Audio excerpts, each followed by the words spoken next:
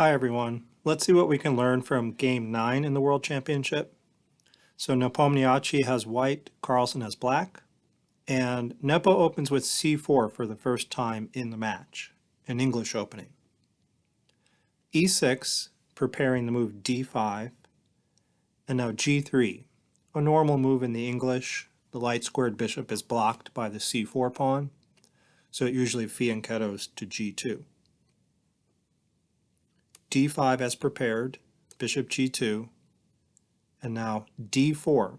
Very rare move. That move is played only 2% of the time in this position, according to the Lichess Masters database. So black simply bypasses the c-pawn, tries to gain some space in the center here. And white plays knight f3, putting pressure on d4. And now another rare move, knight c6. And we're sort of out of familiar territory here. I didn't find any top-level super GM games in the database in this particular position. If black had played c5 instead, then we would be playing a reversed Benoni. But Carlsen preferred to keep the c4 square open for his pieces, and he played knight to c6. Okay, castles, bishop c5, lending support to the pawn. Also affecting a pawn push to e3 in the future. The bishop is eyeing that square. d3, knight f6.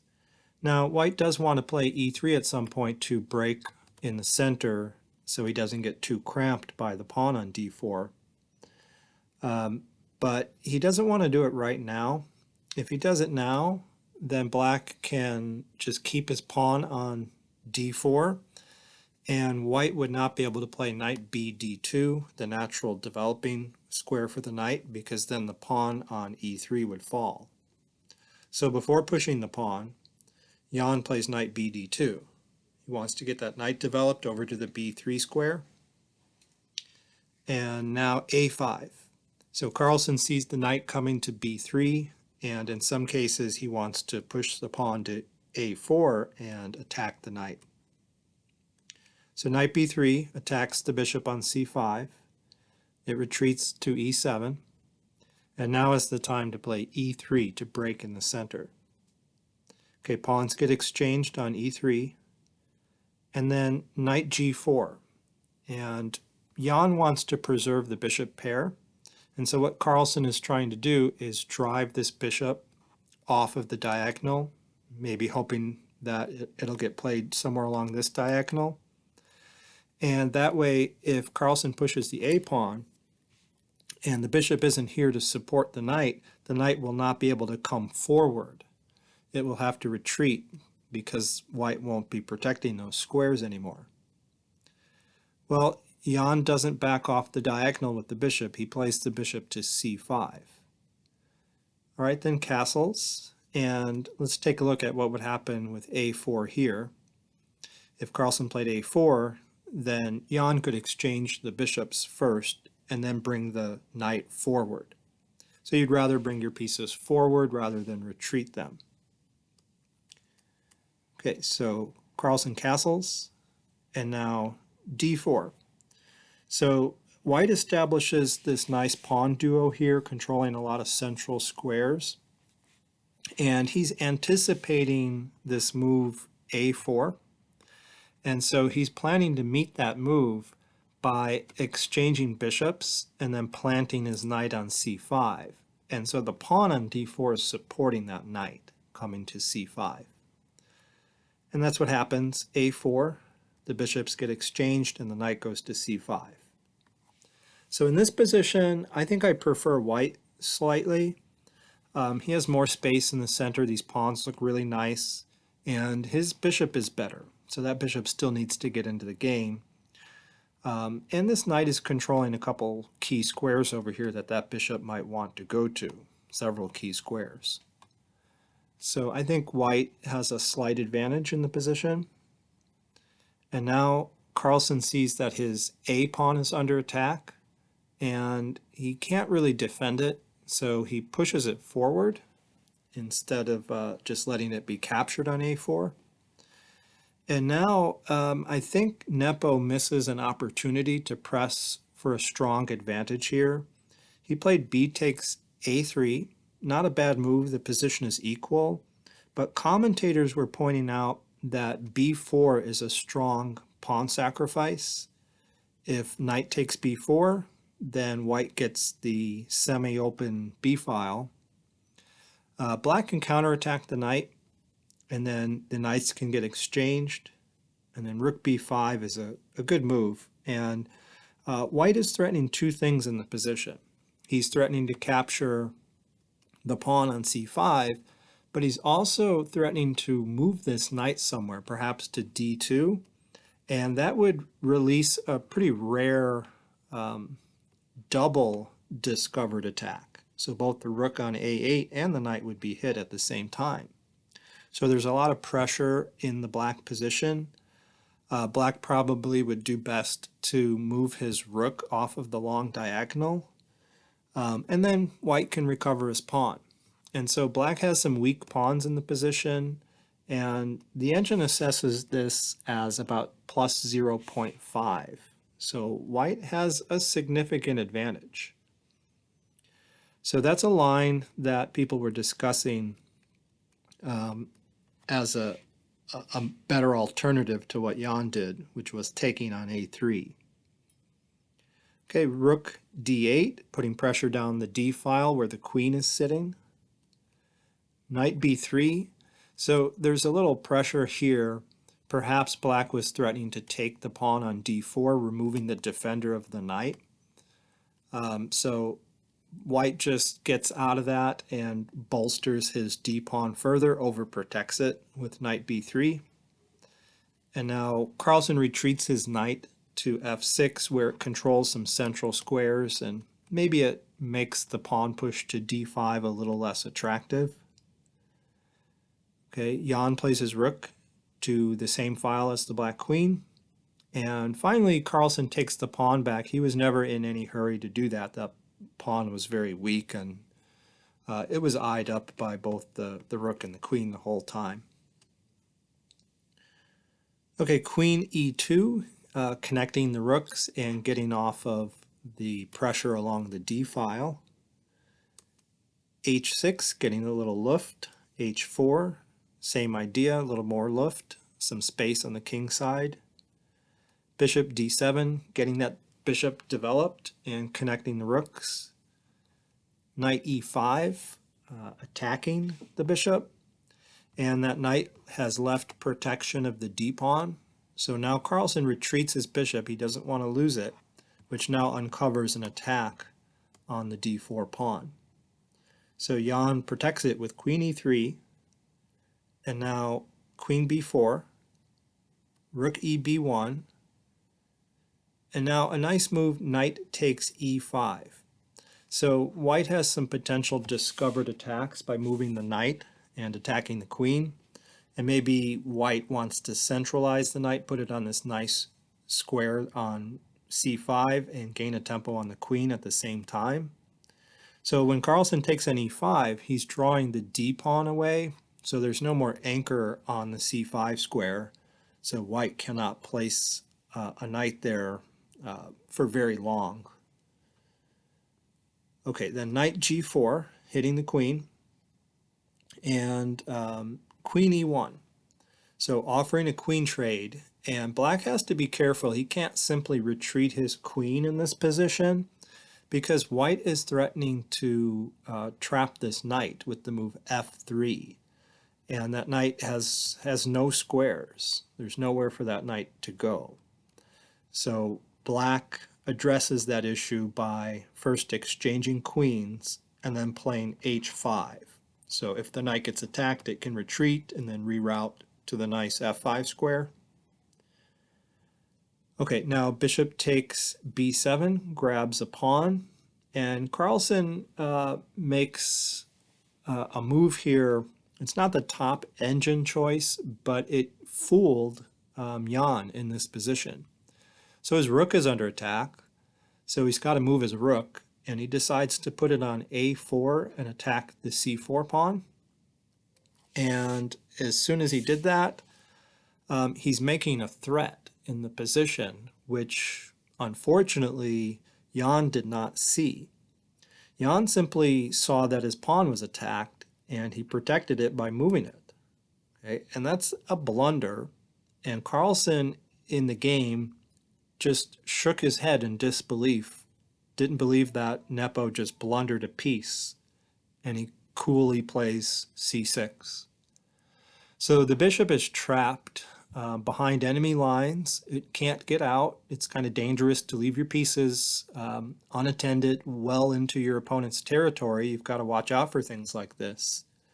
And in the press conference, when Jan was asked about this, exactly what he missed, or when did he realize that his bishop was lost, he replied, he didn't realize his bishop was lost until Carlsen actually made the move c6. That's when he first noticed it. Okay, so there's no saving the bishop. The engine says the score is now negative 3.5, so Carlsen has a winning position. But Jan doesn't give up, and he does offer a lot of resistance. Carlsen does have to play very accurately here to make sure he picks up the piece and stifles any counterplay. So Jan begins with f3, driving the knight back, and then rook e4.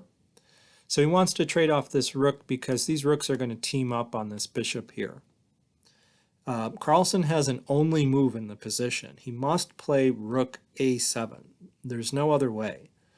For example, if he plays rook a3, then white has rook b4 supporting his bishop.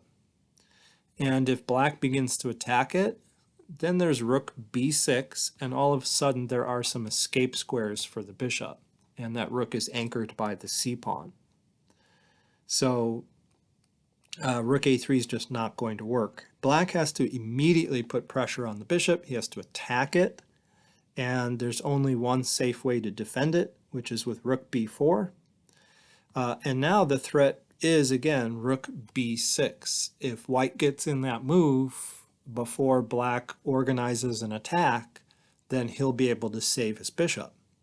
But there's an easy move here for black, and it's the only move. It's rook b8. Okay, so now the bishop is attacked twice, and there is no saving it. You can't guard it with any other piece. You guard it with the knight falls. So Jan has to come up with some kind of counterplay here, and at least he has his passed a pawn. He plays a4.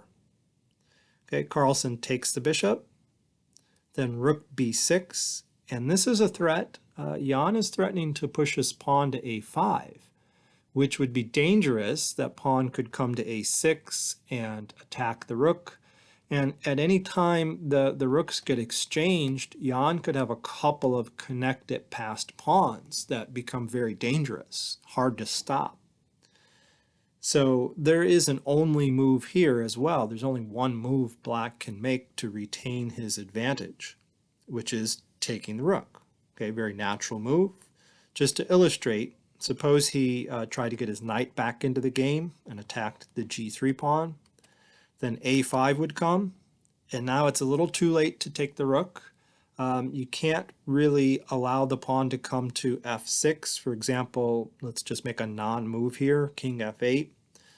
If the pawn goes to a6, then it becomes dangerous. The rook is attacked. It can't move laterally because the rook on b8 would fall. So now black would have to trade rooks, but now we've got these connected passed pawns that are too dangerous to stop. Black can take one, but the other one would queen. And going back to this position after a5, if black tries to take the rook now, then white would take back with the c-pawn. And again, you've got these connected passed pawns which are very dangerous. So that's why at this very point after rook b6, black must take the rook, which is not a hard decision. And then after c takes b6, he grabs the pawn. So there's no double connected passed pawns. There's no connected passers on the A and B file. Okay, but Jan still presses on, being a full piece down. He still has his passed A pawn. So knight c5, which blocks the pawn and seems to keep the bishop out of the game. So he can try to push the pawn here. But Carlsen still has a winning position. He has everything calculated perfectly. He plays knight f5, getting the knight back into the game. a5. The rook drops back. a6. And now Carlsen makes a really good engine-approved move here. He just coolly takes the pawn on g3. And he says, I don't mind your a pawn right now. You're not going to queen it. I've got it under control. And taking this pawn is a good idea in case that a pawn gets dangerous and black has to sacrifice one of his pieces for it. Then at least black is getting something in return for his piece. He's getting an extra pawn. So black should still be able to win the endgame, for example, if he has to sack his bishop for the pawn. So it's a good bit of insurance he's taking out here. And now knight a4 is played.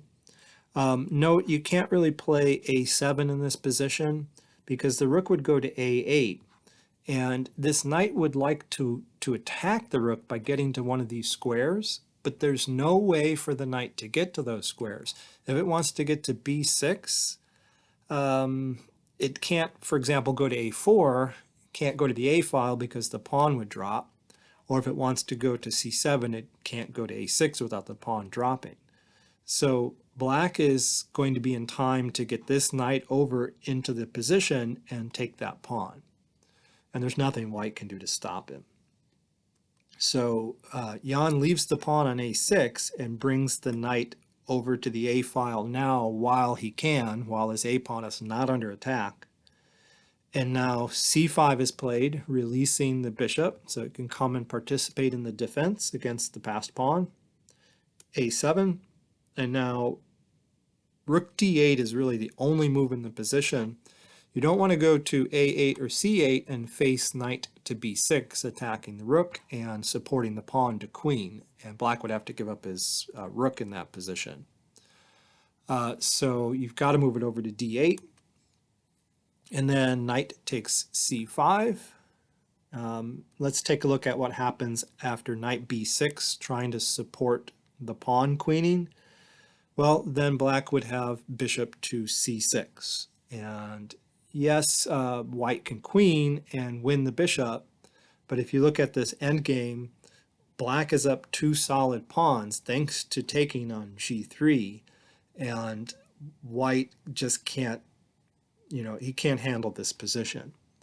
So going back, instead Jan tries taking the pawn on c5, and now rook to a8 at this point, and white resigned in this position, and it's because black's knight is going to get into the game, and it's going to come over and take the pawn on a7, and there's really nothing white can do about it. There's no time to organize any attack on the rook. As we said earlier, you can't get to these squares too quickly by utilizing the a file because the pawn would drop. So this knight is just going to come in and leisurely take off the a7 pawn, and black will just be up a piece and a pawn at that point. So Jan resigned. Okay, so after 9 games, Carlsen has a 3-point lead in the tournament, so he can relax. I think he can draw out pretty easily the way he's been playing, very solidly. I see no trouble for Carlsen in the rest of the match. All right, thanks for watching.